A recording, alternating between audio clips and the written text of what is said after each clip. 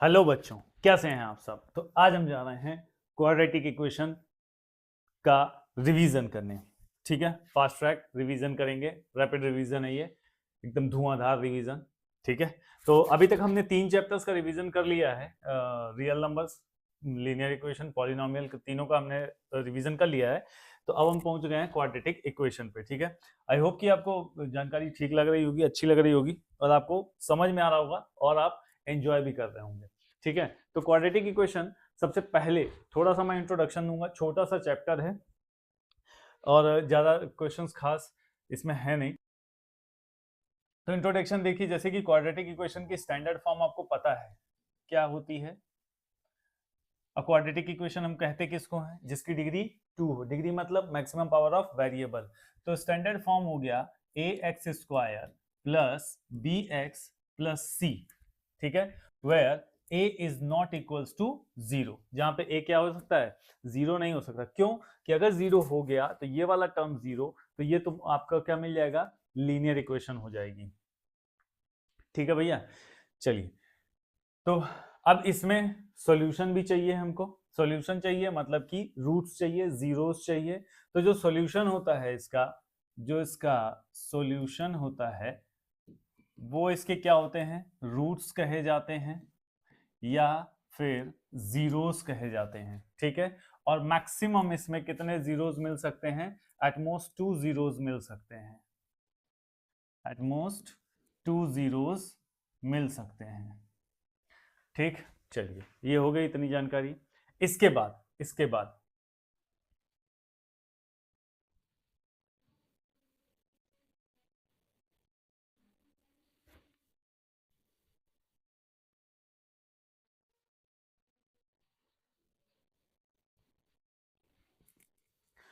बाद method of, अब इसको सॉल्व कैसे करते हैं, क्योंकि हमने तो सॉल्यूशन वगैरह सब देख लिया। जीरोस मिलते हैं, रूट्स मिलते हैं, और जीरोस आपको पता है हमने पॉलिनोमियल में पढ़ा था। जीरोस मतलब एक्स की ऐसी वैल्यू जो इसको रखने पे इसमें, इस इक्वेशन में ये इक्वेशन क्या हो जाए, जीरो हो जाए। ठीक है, तो अब हम बात करेंगे कि इसको सॉल्व कैसे करते हैं, वो जीरोस हम लेके कैसे आते हैं। ठीक, क्या है method, method of, method of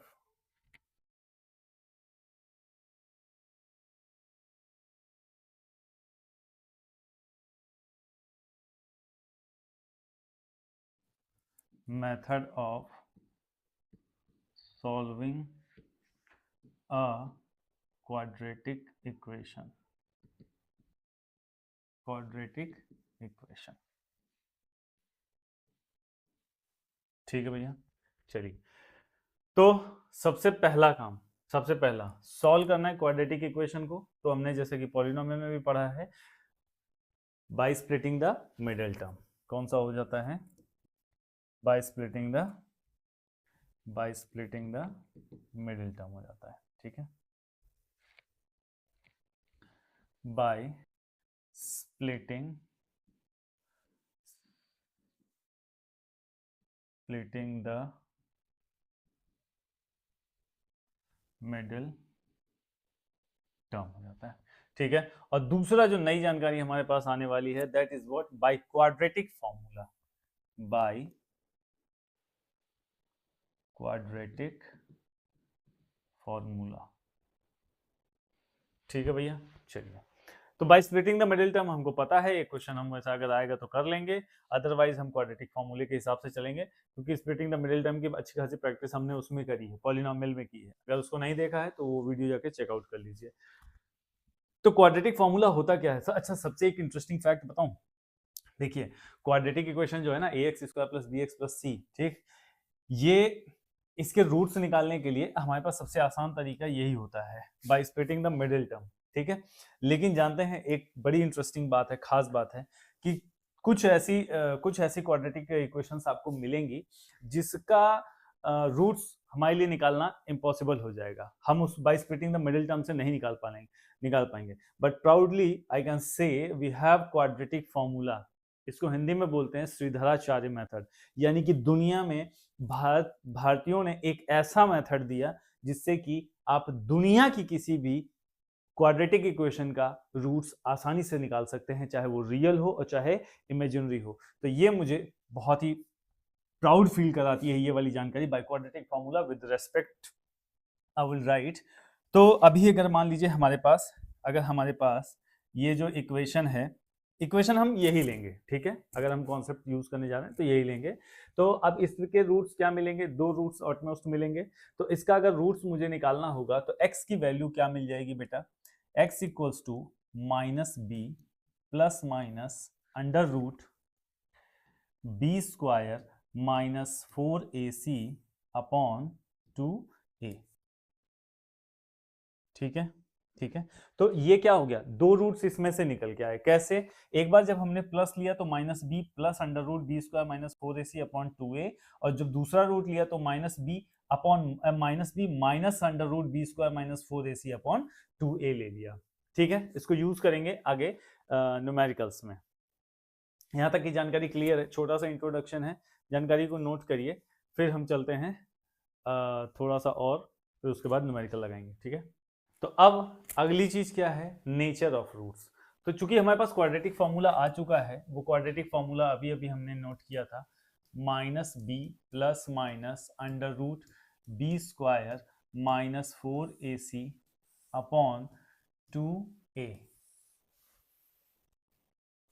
ठीक है, तो अब ना नेचर मतलब कि जो रूट निकल के आया वो किस नेचर का है, रियल है, इमेजिनरी है, ग्रेटर देन जीरो है, या स्मॉलर देन जीरो है, ये सारी चीजें हमको उसमें चेक करनी होती है। तो नेचर ऑफ रूट्स निकालने के लिए हमारे पास एक वर्ड आता है डिस्क्रिमिनेंट।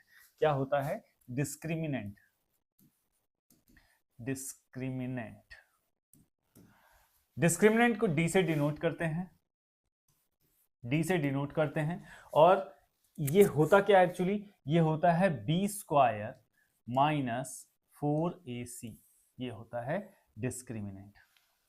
ठीक है, ठीक है, हालांकि ये निकल के इसी में से आता है, इसको हम डिस्क्रिमिनेंट बोलते हैं for nature of the roots check करने के लिए। ठीक, अब मैं आपको बताता हूं, इसमें तीन कंडीशन होंगी। क्या, कि अगर if d is greater than zero, अगर d is greater than zero यानी B square minus 4ac greater than zero है, तो roots are real and distinct होते हैं। Roots are real and distinct होते हैं। नेक्स्ट आता है कि if d is greater than zero, तो roots are real and equal होते हैं। Roots are real and equal होते हैं। ठीक है, और थर्ड एंड लास्ट आता है if d is less than zero, तो रूट्स आर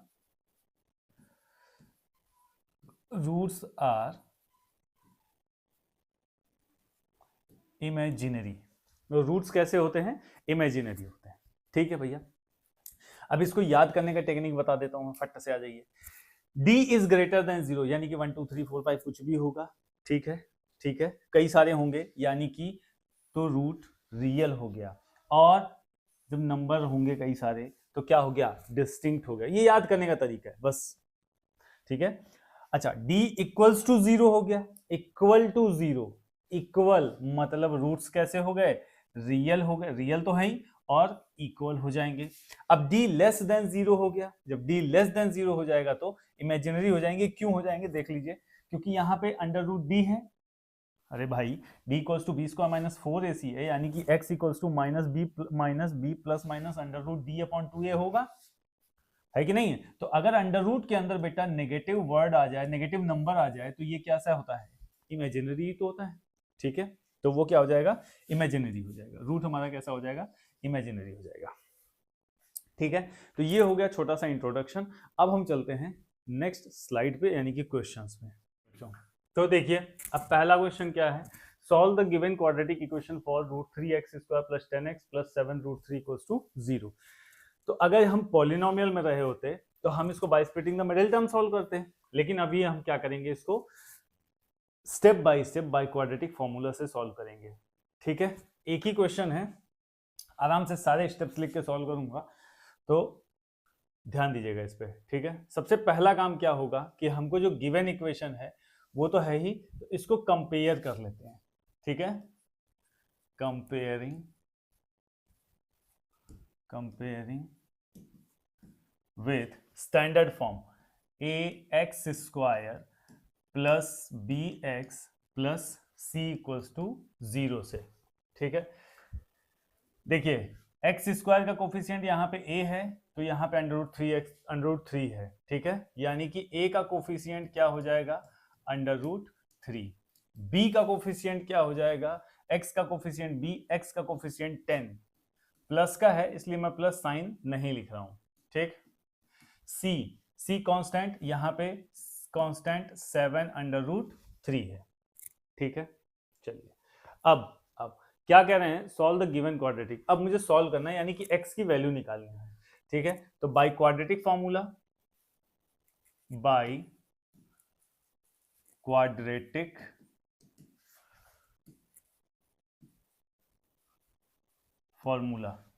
क्या होता है, x equals to -b plus minus √b² minus 4ac upon 2a, ठीक है, ठीक है भैया। चलिए तो x इक्वल्स टू क्या हो जाएगा, माइनस पहले लगा दिया, माइनस का साइन जहां आए प्लीज बहुत सतर्क रहिएगा, क्योंकि पूरा क्वेश्चन पूरा न्यूमेरिकल गलत कर देता है ये। तो माइनस का साइन दिख जाए थोड़ा होल्ड करिए, रिलैक्स कीजिए और फिर उसके बाद क्वेश्चन सॉल्व कीजिए। माइनस लिख दिया, b 10 है, ठीक है, प्लस माइनस लगा दिया, अंडर रूट का साइन भी लगा दिया, b मतलब 10, 10 का स्क्वायर, 10 का स्क्वायर माइनस 4, a कितना है √3, c कितना है बेटा 7√3 अपॉन 2a, तो 2 इंटू 10, सॉरी 2√3 है, ठीक। यहां तक समझ में आ गया। अब इसको सॉल्व करेंगे, देखिएगा। तो x इक्वल्स टू क्या हो जाएगा, -10 प्लस माइनस √10 का स्क्वायर 100 माइनस 4 इंटू 7 इंटू √3 क्योंकि बच गया ना, √3 अलग है इसलिए मैंने अलग से कर लिया इसको। 4 7 जा पहले ले लिया, √3 एज इट इज, √3 इंटू √3 क्या मिल जाएगा बेटा, 3 मिल जाएगा, अपॉन 2√3, ठीक है। मैं बहुत ज्यादा बेसिक में इसलिए नहीं जाता हूँ कैलकुलेशन वगैरह की, कि मैं ये मान के चल रहा हूँ कि आपको इतनी कैलकुलेशन, बेसिक कैलकुलेशंस आ रही हैं, ठीक है। जब हम डिटेल में पढ़ेंगे, अब आपके साथ तो क्या ही पढ़ेंगे, आप तो मान लीजिए पास होकर निकल जाएंगे, तो जब हम डिटेल में पढ़ेंगे ना, तब हम इन कैलकुलेशंस को आराम से सॉल्व करेंगे और एकदम मजे लेके सॉल्व किया करेंगे, ठीक है। तो आपके जो छोटे भाई बहन होंगे तो प्लीज उनको रिकमेंड कीजिएगा, ठीक है। चलिए तो x इक्वल्स टू ये हो गया, तो x इक्वल्स टू क्या है, x इक्वल्स टू माइनस का 10, पहले अंडर रूट के अंदर वाले को निपटाऊंगा उसके बाद कुछ करूंगा। 100, 4 7 28 84, 100 माइनस 84 अपॉन में कितना हो जाएगा, 2√3 हो जाएगा। तो x equals to -10 plus minus 100 minus 84 होता है 16 अपॉन 2√3, तो क्या मिल जाएगा, इधर ही कर लेता हूँ जगह कम है, तो -10 √16 कितना होता है 4 हो जाता है अपॉन 2√3। ये आ गई x की वैल्यू। लेकिन सर आपने तो कहा था कि 2 जीरोज मिलेंगे, हाँ बेटा मिलेंगे और हैं भी, यहाँ पे चेक करिए, देखिए फर्स्ट रूट, यानी कि एक बार मैं प्लस लूंगा एक बार माइनस लूंगा, सो x इक्वल्स टू, प्लस ले रहा हूं मैं, -10 प्लस 4 अपॉन 2√3, तो -10 प्लस 4 कितना हो जाएगा, माइनस का 6 अपॉन 2√3, कट गया। √3 कभी नीचे नहीं छोड़ते, पाप लगेगा, ठीक है। √3 को ऊपर लेके जाऊंगा अगर काटूंगा मैं, क्योंकि -3 को -√3 इंटू √3 अपॉन √3 कर सकते हैं, काट दिया। तो x का पहला रूट जो मुझे मिला वो मिल गया माइनस का √3, 3। ठीक है, चलिए अब हम क्या करेंगे, नेगेटिव साइन लेंगे। तो जब नेगेटिव साइन हमने लिया तो -10 और फिर क्या हो गया, -4/2 अंडर रूट 3। तो -10 -4 कितना हो जाएगा, माइनस का 14/2 रूट 3 कट गया 7, कितना आया -7/√3। रेशनलाइज करूंगा √3/√3, क्योंकि यहाँ पे √3 है नहीं तो √3 से मल्टीप्लाई कर लूंगा ऊपर नीचे, क्योंकि √3 नीचे छोड़ूंगा नहीं तो पाप पड़ेगा। तो मतलब क्या हो गया, -7√3/3 हो गया। So finally what I got, 2 zeros, x equals to क्या मिल गया, -√3 और मिल गया -7√3/3 मिल गया।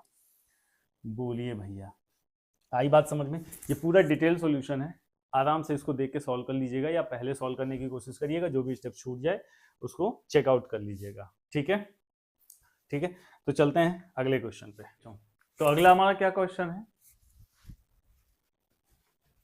अगला क्वेश्चन क्या कहता है, find the discriminant of the quadratic equation 4x² - 5 = 0 and hence comment on the nature of roots of the equation. ठीक है, तो इसमें हमको क्या करना है, इसमें हमको क्या करना है, इसमें डिस्क्रिमिनेंट निकालना है। डिस्क्रिमिनेंट मतलब डी निकालना है, वेरी गुड। फिर उसका रूट्स का जो नेचर वो बताना है। लेकिन यहाँ पे एक प्रॉब्लम ये है कि ये जो इक्वेशन है ना, ये थोड़ी टेढ़ी मेढ़ी सी दिख रही है, यानी कि क्वाड्रेटिक ट्राइनोमियल सॉल्व करते आए हम। ये क्या मिल गया, सर आपने तो बोला था ax² + bx + c होता है। हाँ होता है, बिल्कुल होता है। जब तो कोई बात नहीं, हम इसको बना देंगे। कैसे बना देंगे, हमारे पास स्टैंडर्ड फॉर्म है ax² + bx + c, तो इस फॉर्म में होना चाहिए। ठीक है भैया, लो अभी बना देते हैं। देखिए, गिवन इक्वेशन क्या है, 4x² - 5 = 0 है, लेकिन मुझे कैसे चाहिए, ट्राइनोमियल चाहिए। तो 4x² ax², हाँ है 4x², ठीक, प्लस अब किसी में कुछ जोड़ना है, ये x वाला टर्म तो है ही नहीं, तो कुछ जोड़ना है तो क्या जोड़ सकते हैं जिससे उसकी आइडेंटिटी चेंज ना हो, 0 जोड़ सकते हैं। अब जब 0 जोड़ेंगे तो b और x में हो रहा है मल्टीप्लाई, x को रहना पड़ेगा, तो b को क्या बनना पड़ेगा, 0 बनना पड़ेगा, तभी तो ये 0 हो जाएगा, कोई फर्क ही नहीं पड़ेगा। तो क्या मैं यहाँ पे 0 × x + c की जगह पे -5 तो है ही, मेरा काम हो गया। बोलो भैया, हो गया? ठीक है, चलिए, तो अब ये x² + bx के + c के फॉर्म में आ गई है। तो अब हम क्या करेंगे, अब हम इसको कंपेयर करेंगे on comparing with ax² + bx + c। क्यों कंपेयर किया, क्योंकि d = होता क्या है, b² - 4ac, तभी तो हमको डिस्क्रिमिनेंट मिलेगा। ठीक, तो अब देखिए, a की जगह पे x² का कोफिशिएंट क्या है, 4 है, b का कोफिशिएंट कितना है, 0 है, c का कोफिशिएंट, सतर्क रहिए क्योंकि माइनस का साइन लगा हुआ है तो माइनस हो जाएगा। नाउ d हमको पता है क्या होता है डिस्क्रिमिनेंट, b² - 4ac होता है। तो अब मैं जा रहा हूं डिस्क्रिमिनेंट निकालने, b² यानी कि 0 का स्क्वायर -4, a की वैल्यू कितनी 4, c की वैल्यू कितनी -5। तो d = 0 का स्क्वायर 0 हो गया, माइनस प्लस हो गया, क्योंकि मल्टीप्लाई में पहले साइन का मल्टीप्लाई कर लेते हैं। 4 4 जा 16, 5 जा 80। तो बेटा d क्या आया, 80 आ गया। d कितना आ गया, 80। यही हमसे पूछा गया था। ये हो गया एक पार्ट। अब चलते हैं दूसरे पार्ट पे। तो जो दूसरा पार्ट है वो क्या कहता है, तो सर वो कहता है ना कि हमको नेचर ऑफ द रूट्स चाहिए। तो नेचर के लिए हमने क्या पढ़ा था, नेचर के लिए हमने पढ़ा कि डिस्क्रिमिनेंट अगर 0 से बड़ा है तो roots are real and distinct, D अगर 0 के बराबर है तो roots are real and equal, और लेस देन 0 है तो इमेजिनरी हो जाता है। तो फिलहाल यहाँ पे here d is greater then 0, D greater है 0 से क्योंकि 80 है, 80 तो ग्रेटर है 0 से। तो रूट्स आर, तो roots hence roots are real and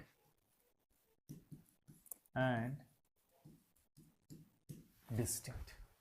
hence roots are real and distinct हो जाएंगे। ठीक है भैया, बस इतना सा काम था।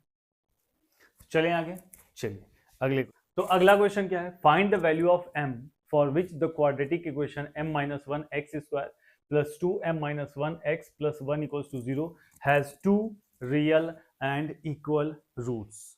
एक चीज तो ध्यान में आई, भले ये इक्वेशन थोड़ी सी डरावनी सी दिखाई दे, लेकिन एक चीज हमको क्या सुकून देने वाली है, क्या, two real and equal roots. Real and equal roots, real and equal roots का मतलब डिस्क्रिमिनेंट जो है वो इक्वल है किसके, 0 के।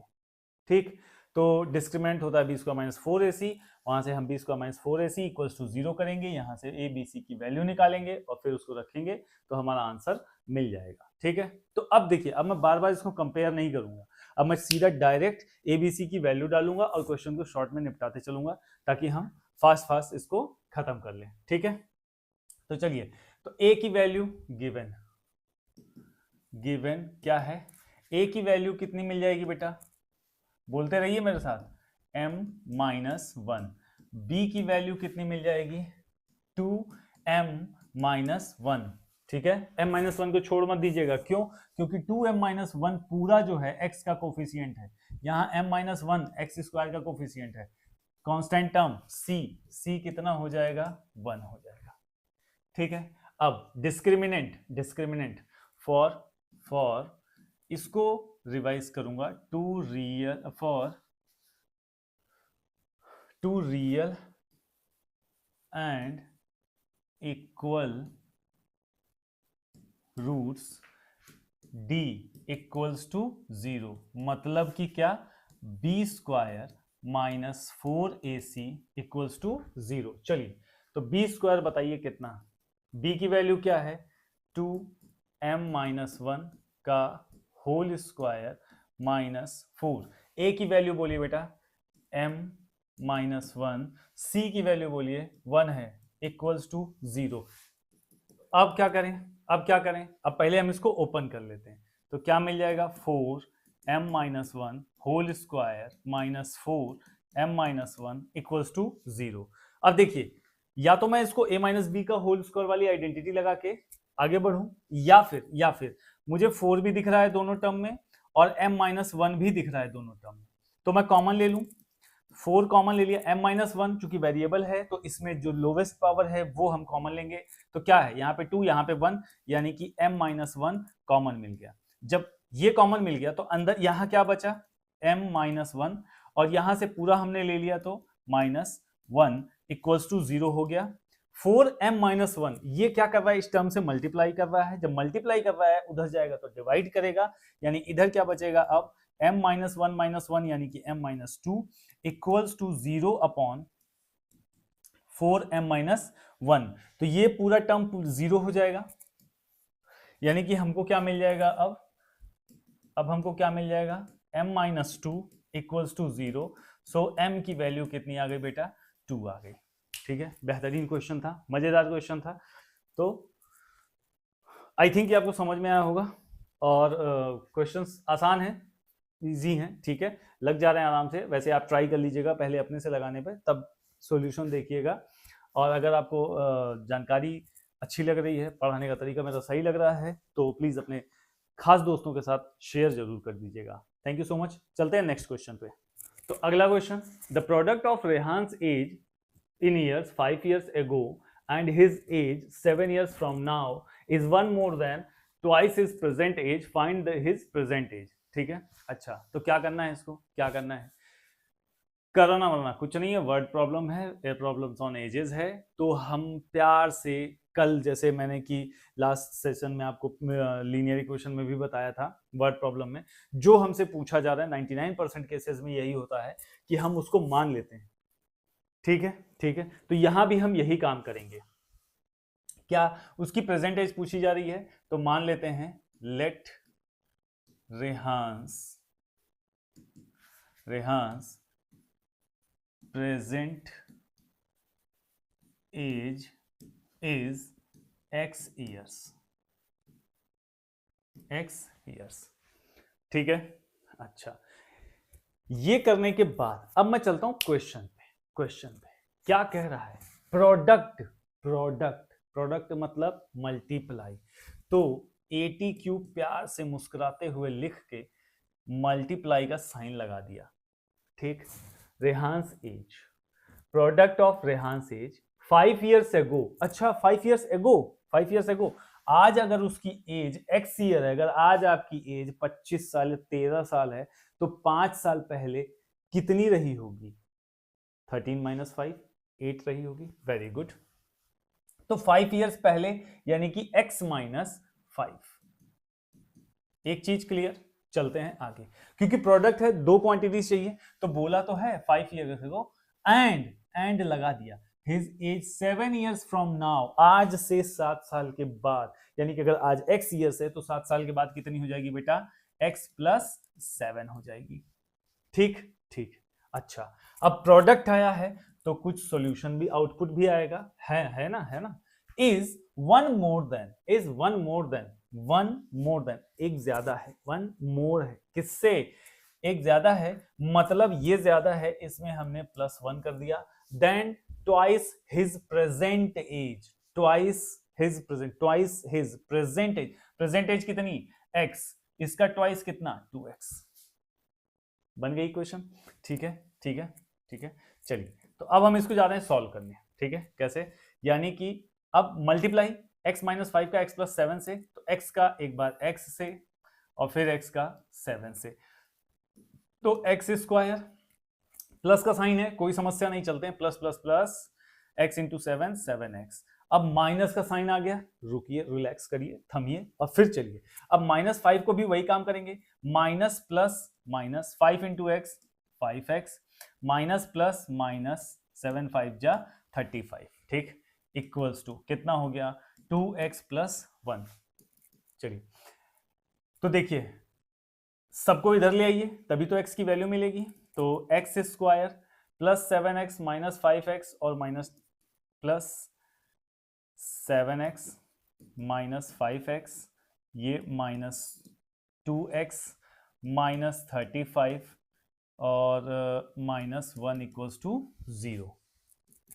तो x² + 7 - 5 -5 - 2x - 7x और ये सब कहानी खत्म, 0 हो गया, प्लस 0x और ये हो गया माइनस का 36 = 0।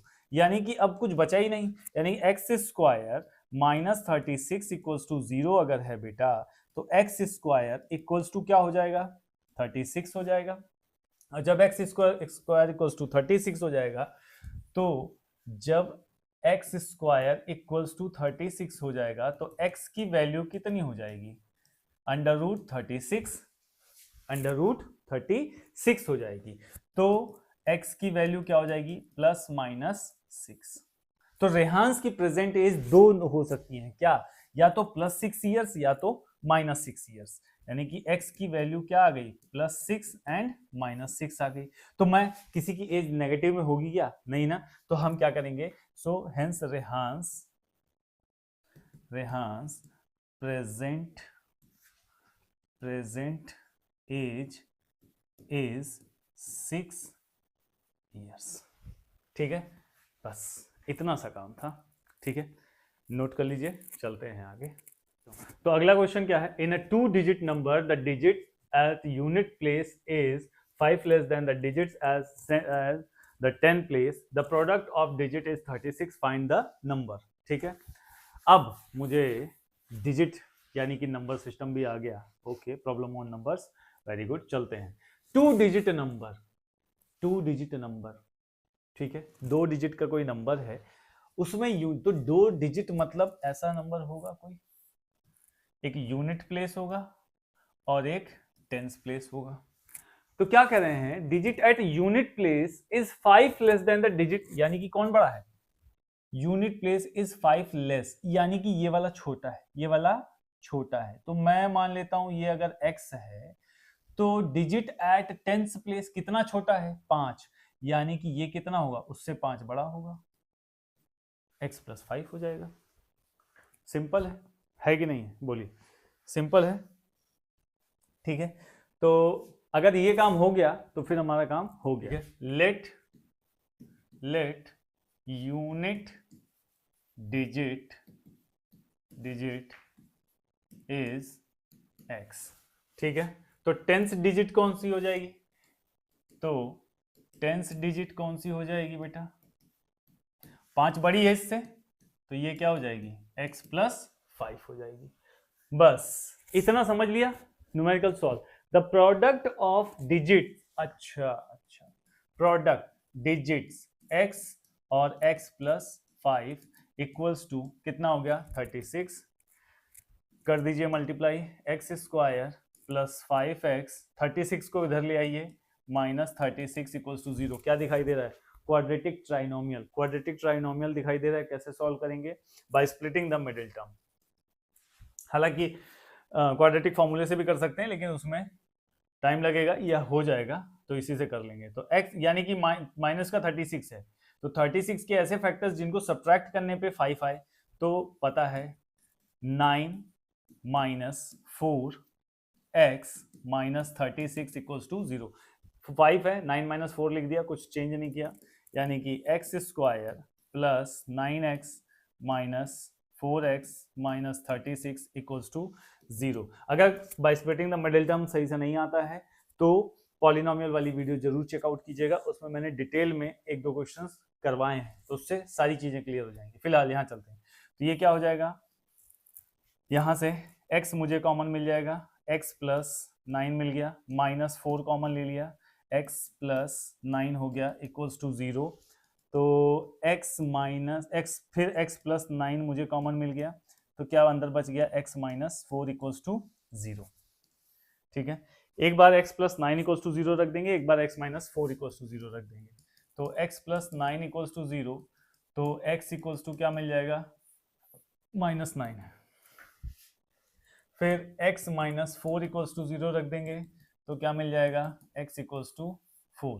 ये यूनिट प्लेस वाला नंबर है, तो हम -9 तो लेंगे नहीं, तो हम कौन सा नंबर लेंगे, 4, ठीक है। तो unit digit is 4।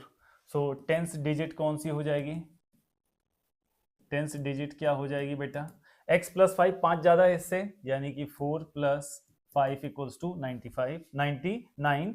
So the number is 94। ये आपका आंसर, नंबर पूछ रहे थे, बता दिया हमने, ठीक है। तो चले आगे, चलिए।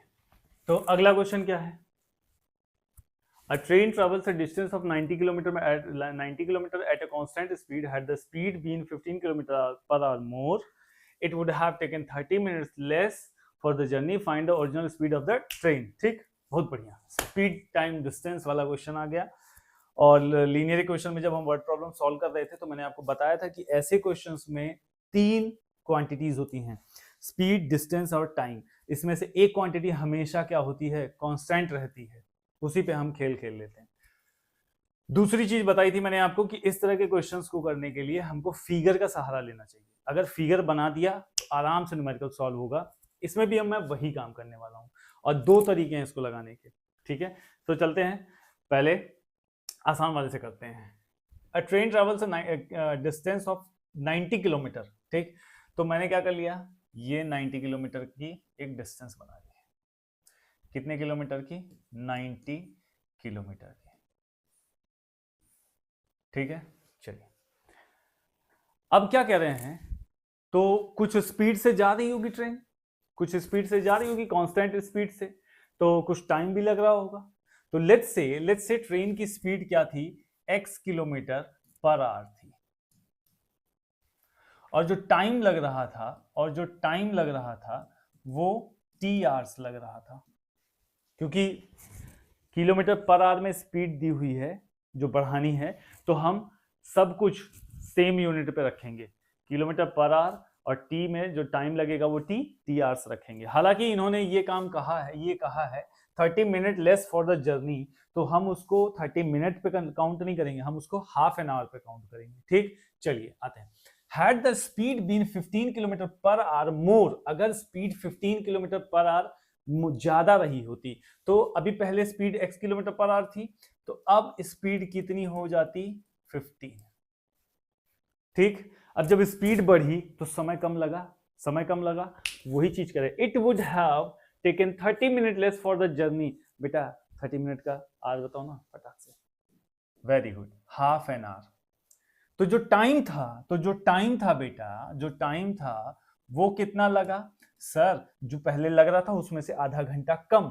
तो पहले कितना लग रहा था टी, अब कितना लगता है -1/2 आवर्स।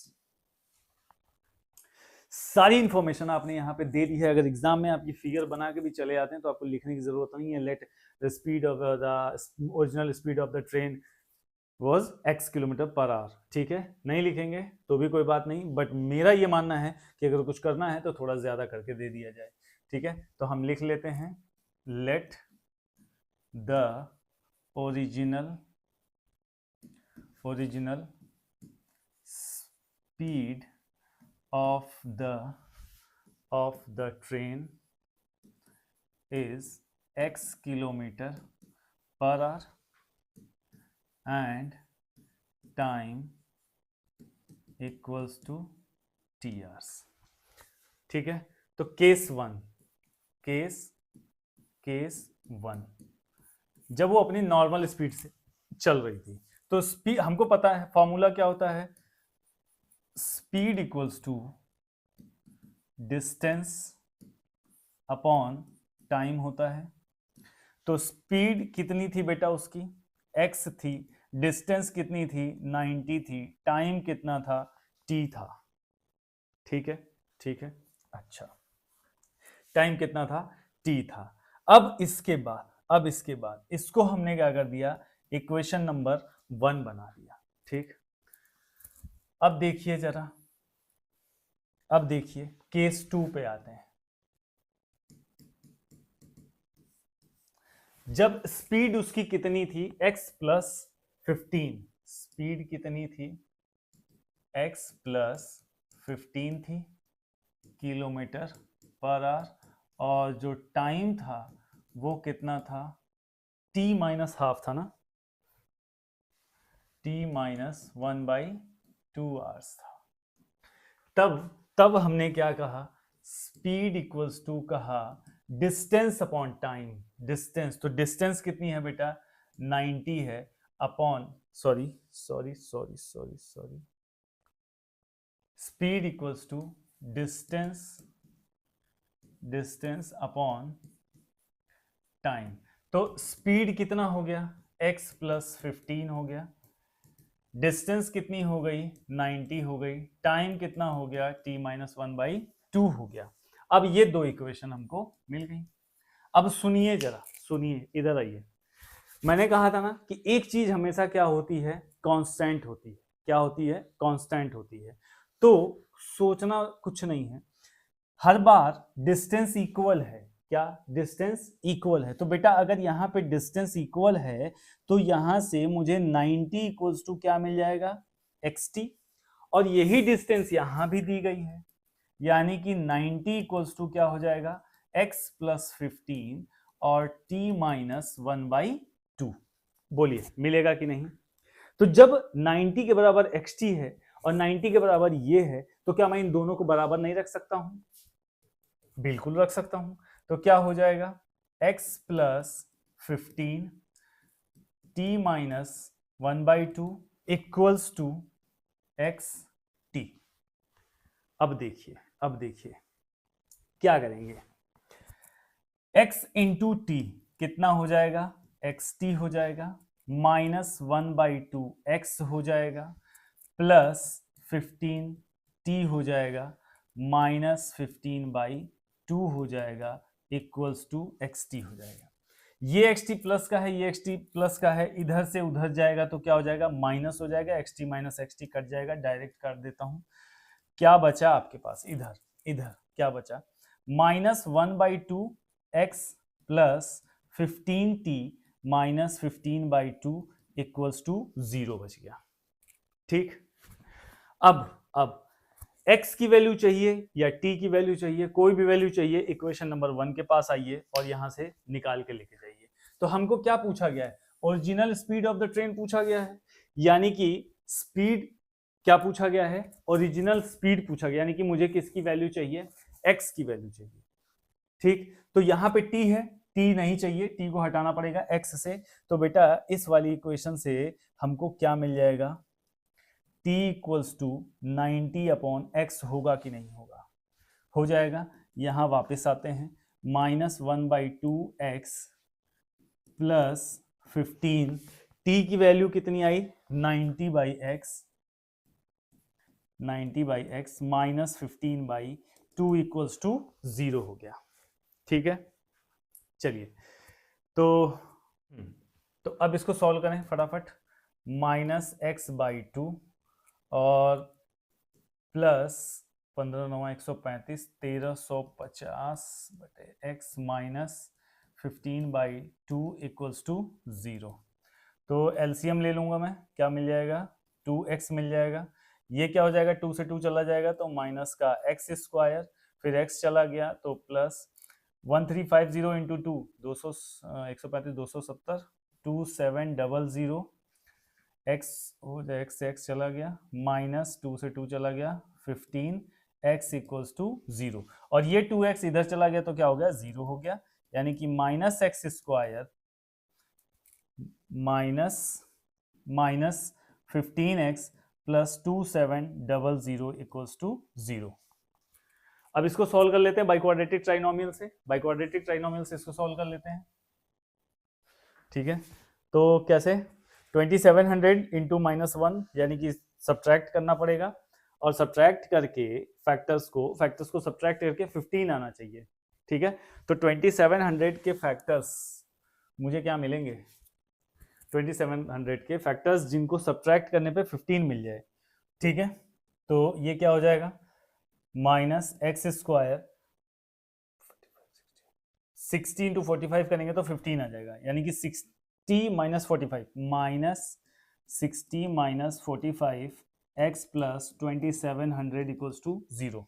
इधर लिख दूं क्या? इधर लिख दूं, उससे अच्छा इधर ही लिख देते हैं। ठीक है, चलिए, तो minus x square minus 60x और प्लस 45x और प्लस 2700 इक्वल्स टू 0।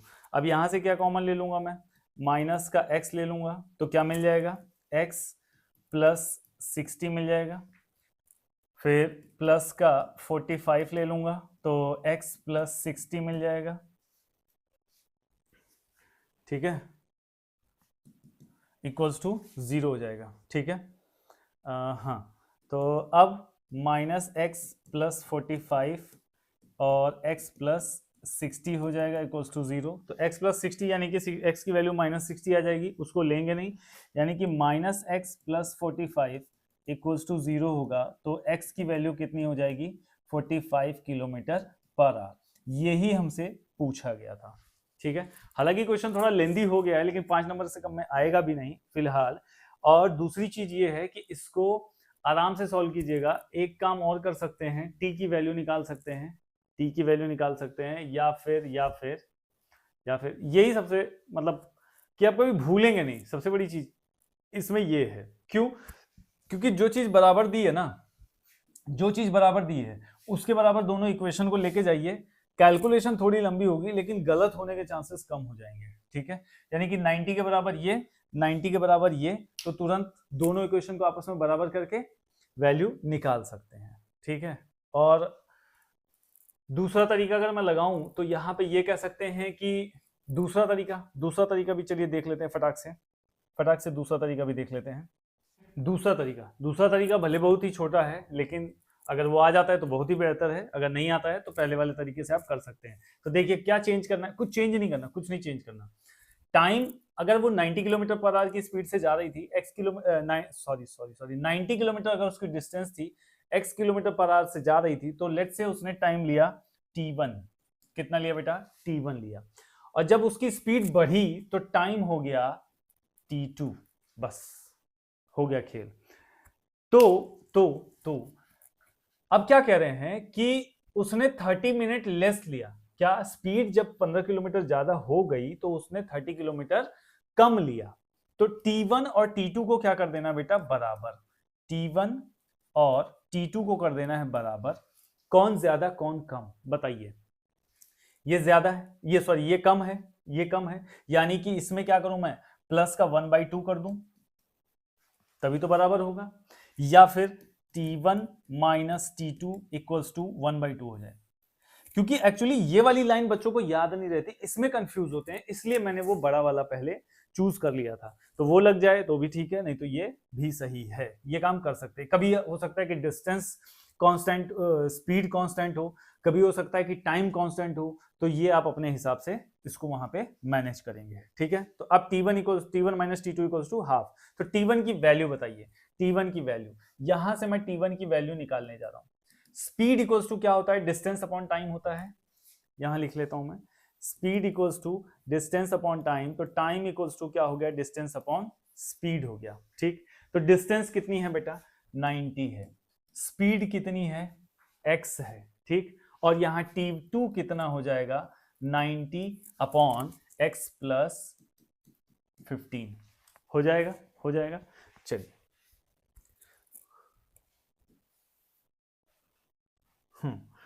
तो अब क्या करें, अब क्या करें, अब यही वाली इक्वेशन में उठा के सारी वैल्यूज रख दीजिए। From equation number 1, T1 minus T2 यानी कि 90 upon x minus 90 upon x plus 15 equals to क्या हो गया, 1/2 हो गया। चलिए एलसीएम ले लिया, x plus 15 90 into x plus 15 minus 90 x equals to 1/2 हो गया, ठीक। अब क्रॉस मल्टीप्लाई, ये वाला टर्म इधर चला जाएगा, ये इधर आ जाएगा, तो क्या मिल जाएगा, पहले ऊपर निपटा लेते हैं, सुना, 90x plus 15/9 135 minus 90x upon ये क्या हो जाएगा, x square plus 15x equals to 1/2। तो 90x से 90x चला गया, अब ये ऊपर, ठीक है। तो क्या हो जाएगा, इसको पहले निपटा लेते हैं, 90x plus 1350 minus 90x upon x square plus 15x equals to 1/2। तो ये इधर चला जाएगा, ये 2 इधर आ जाएगा, 90x से 90x कैंसिल आउट हो जाएगा। तो जब 2 इंटू 1350 हो जाएगा तो 2700 हो जाएगा, equals to x square plus 15x हो जाएगा। एक तरफ लेके आते हैं, x square plus 15x minus 2700 equals to 0। इसी को उधर लेके चला गया, मैं माइनस का साइन अच्छा नहीं लगता। तो अब 27 का साइन माइनस में है, यानी कि 2700 के फैक्टर्स ऐसे करूंगा जिनका डिफरेंस कितना आ जाए, 15 आ जाए। तो क्या हो जाएगा, एक्स स्क्वायर प्लस 45 इंटू 60, तो 60 इंटू, तो 60 minus 45 x minus 2700 equals to 0, ठीक है। तो ये फिर वही पुरानी वाली इक्वेशन बन जाती है, तो आराम से हम इसको सॉल्व कर सकते हैं। तो जिसको सॉल्व करेंगे तो क्या मिल जाएगा, x square plus 60x minus 45x minus 2700। तो जब मैं इसको सॉल्व करूंगा तो x प्लस 60 माइनस 45 लिया, तो फिर आ गया x प्लस 60 इक्वल्स टू 0। तो x की वैल्यू कितनी आ गई, 45 एंड माइनस 60, तो माइनस 60 तो होती नहीं है, सो ट्रेन की स्पीड कितनी हो जाएगी, 45। तो हम क्या ले लेंगे, 45। So speed of train equals to 45 kilometer per hour. ठीक है भैया, बड़ा क्वेश्चन था लेकिन मजेदार था। चले आगे, चलिए finally we have done it. तो नेक्स्ट क्वेश्चन पे चलते हैं। The age of a man is twice the square of the age of his son 8 years hence the age of man will be 4 years more than 3 times the age of his son, find their present age। ठीक है, तो क्या कह रहे हैं कि आदमी की एज जो है ट्वाइस है किसके square of his son's age, ठीक ऐसा है। तो हम क्या करें, पहले ये मान लिया जाए, ठीक है। तो छोटा कौन है, बाप की बेटा ठीक है, तो बेटे की एज मान लेते हैं। Let present age of son is x years, ठीक है, ये हो गया। इसके बाद अब हमसे क्या कह रहे हैं कि age of man is twice the square of the age of his son. Is लगा हुआ है यानी कि आज की ही बात चल रही है, आज की ही बात चल रही है, तो फादर की भी एज निकाल लिया जाए, ठीक है, फादर की भी एज निकाल लिया जाए। तो फादर्स प्रेजेंट एज कितनी है, twice the square of his sun, twice है किसके स्क्वायर, यानी कि ट्वाइस है स्क्वायर ऑफ हिज सन, तो 2x स्क्वायर मिल जाएगा, ठीक है। चलिए अब बात करते हैं क्वेश्चन की, क्या कह रहे हैं 8 ईयर हेंस। तो अब अकॉर्डिंग टू क्वेश्चन 8 साल के बाद दोनों की उम्र में 8 साल का इजाफा, 2x square plus 8 equals to x plus 8। अब क्या, the age of man will be 4 years more than 3 times the age of his son, will be 4 year more. तो सन की एज से 4 साल बड़े हो जाएंगे पिताजी, ऐड कर दिया किसने, than 3 times the age of his son. बस अगर यहां तक ये बन गया तो फिर आप क्वेश्चन सॉल्व कर लेंगे। तो चलिए 2x square plus 8 equals to 3x plus 24 plus 4, तो क्या मिल जाएगा 2x स्क्वायर,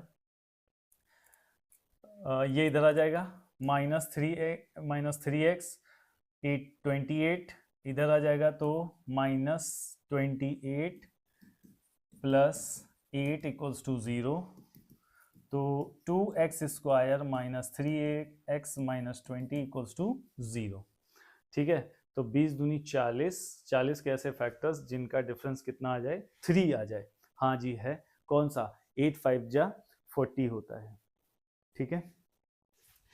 तो क्या हो जाएगा 2x square minus 8 minus 5 x minus 20 equals to 0, तो 2x square minus 8x plus 5x minus 20 equals to 0, ठीक है। तो अब क्या हो जाएगा, यहां से मैं 2x कॉमन ले लूंगा, ठीक है, तो x माइनस 4 आ जाएगा, प्लस 5 कॉमन ले लूंगा, x माइनस 4 कॉमन आ जाएगा, इक्वल्स टू 0 हो जाएगा।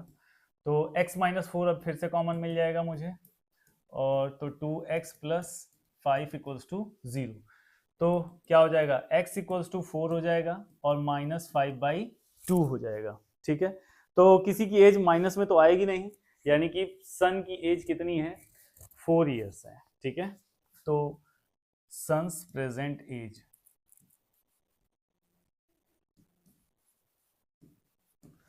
इज 4 years, और फिर फादर्स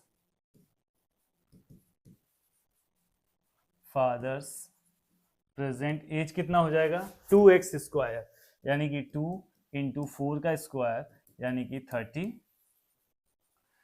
years हो जाएगा, ठीक है भैया। तो चलें आगे, क्या कह रहे हैं, the side of a square exceed the side of another square by 4 centimeter and the sum of the areas of two squares is 400 centimeter square, find the side of the squares, ठीक है। कैसे करेंगे तो देखिए, side of square exceed the side of another square by 4 centimetre, यानी कि square है ना, स्क्वायर है,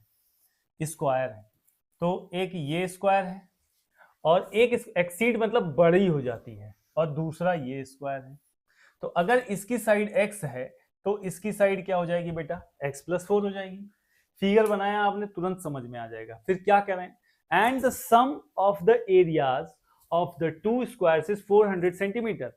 तो अगर इसकी साइड x प्लस 4 है तो इसका एरिया कितना, साइड स्क्वायर x प्लस 4 का स्क्वायर और इसका x स्क्वायर। ठीक, चलिए तो हम मान लेते हैं let the side of smaller square is x centimetre. ठीक है, तो side of bigger square is x plus 4 centimetre. ठीक है, ठीक है, तो अब बात कर लेते हैं अकॉर्डिंग टू क्वेश्चन। सम है उनके एरियाज का, तो x स्क्वायर प्लस 4 का स्क्वायर इक्वल्स टू कितना मिल जाएगा, 400 सेंटीमीटर स्क्वायर। अब इसको सॉल्व कर लीजिए, x स्क्वायर ये a प्लस बी का होल स्क्वायर वाली आइडेंटिटी लग जाएगी, क्या मिल जाएगा, a square plus b square plus 4 two जा 8x इक्वल्स टू 400, यानी कि मिल गया 2x स्क्वायर प्लस 8x। अब ये इधर आ जाएगा माइनस 384 इक्वल्स टू 0, क्योंकि 400 इधर आया, माइनस का हो गया प्लस 16 माइनस 384। इक्वेशन बड़ी लग रही है, 2 कॉमन ले लेते हैं। जब 2 कॉमन ले लिया तो x square plus 4x minus 192 equals to 0, 2 चला जाएगा उधर, 0 हो जाएगा, बचेगा क्या, x square plus 4x minus 192, तो यानी कि 192 का साइन माइनस का है और इधर प्लस है तो माइनस हो जाएगा, यानी 192 के ऐसे फैक्टर्स जिनका डिफरेंस कितना हो जाए, 4 हो जाए। तो हाँ जी है, x स्क्वायर 16 इंटू 12 192 होता है। ठीक है, 16 माइनस 12 लिख दिया, x माइनस 192 इक्वल्स टू 0, यानी कि x square plus 16x minus 12x minus 192 equals to 0। ठीक है, ठीक है, चलिए तो इसको मिटा लेते हैं। हाँ, एग्जाम में आप फिगर जरूर बनाइएगा, ठीक है, इससे एग्जामिनर को ये समझ में आ जाता है कि बच्चे ने मेहनत की है और उसको आपकी सारी चीज़ें दिखाई देती हैं, जो आपकी मेहनत है वो दिखाई। तो यहाँ से क्या कॉमन ले लेते हैं, x कॉमन ले लिया तो x प्लस 16 हो गया, फिर माइनस 12 कॉमन ले लिया तो अगेन x प्लस 16 हो गया इक्वल्स टू 0, यानी कि हमने क्या कर लिया, x प्लस 16 को कॉमन ले लिया तो x माइनस 12 इधर मिल गया, यानी कि साइड तो नेगेटिव होगी नहीं, यानी कि x की वैल्यू क्या मिल जाएगी, x की वैल्यू मिल जाएगी 12 सेंटीमीटर। ठीक है, ठीक है, find the sides of the square. तो side of smaller square is 12 centimetre और बिगर स्क्वायर की साइड कितनी हो जाएगी, 12 प्लस 4 यानी कि 16 सेंटीमीटर। ठीक है, तो ये हो गया हमारा आंसर और हमारे हो गए क्वेश्चंस खत्म। तो मैंने सारे इंपॉर्टेंट क्वेश्चंस आपको सॉल्व करवा दिया है, इससे ज़्यादा आपको मतलब एक्स्ट्रा किसी चीज़ को पढ़ने की ज़रूरत तो नहीं पड़ेगी, लेकिन जो क्वेश्चंस आएंगे वो इसी बेसिस पे रहेंगे। ठीक है, तो इनसे रिलेटेड क्वेश्चंस की आप प्रैक्टिस कर सकते हैं। ऑलमोस्ट सारे टॉपिक्स मैंने कवर कर दिए हैं इस चैप्टर के। ठीक है, जानकारी आपको पसंद आ रही हो, वीडियो अच्छी लग रही हो तो अपने चहेते दोस्तों के साथ, अपने खास लोगों के साथ प्लीज़ जरूर शेयर कीजिएगा, लाइक कर लीजिएगा और कमेंट कर दीजिएगा अगर कोई डाउट आता है तो। तब तक के लिए thank you so much, have a nice day.